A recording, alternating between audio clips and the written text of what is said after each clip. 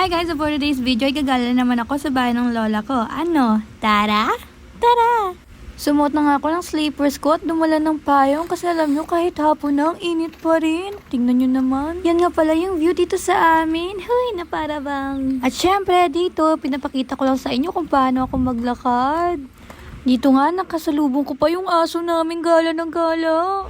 Diyan nga, nagpapakute na lang yung cute. Huy, feeling mo naman. Nagulat nga ako dito kasi kala ko talaga nasa langit na ako. Dito nga, natatanaw ko na ulit yung bahay ng lola ko pero mas natatanaw ko talaga yung liwanag.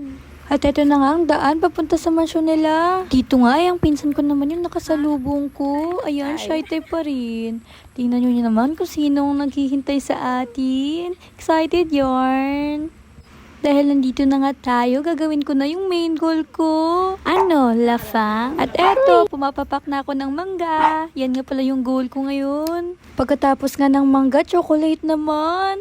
Paano ba naman? Dami nilang pagkain dito. Nung bumalik na yung pinsan ko, nagbasa agad ng libro, pero mamaya cellphone na yan. Yan nga, tinanong ko siya kung ano natutunan niya. Si Roya, si Mikael, si Ian. Medyo. Ay, hala siya.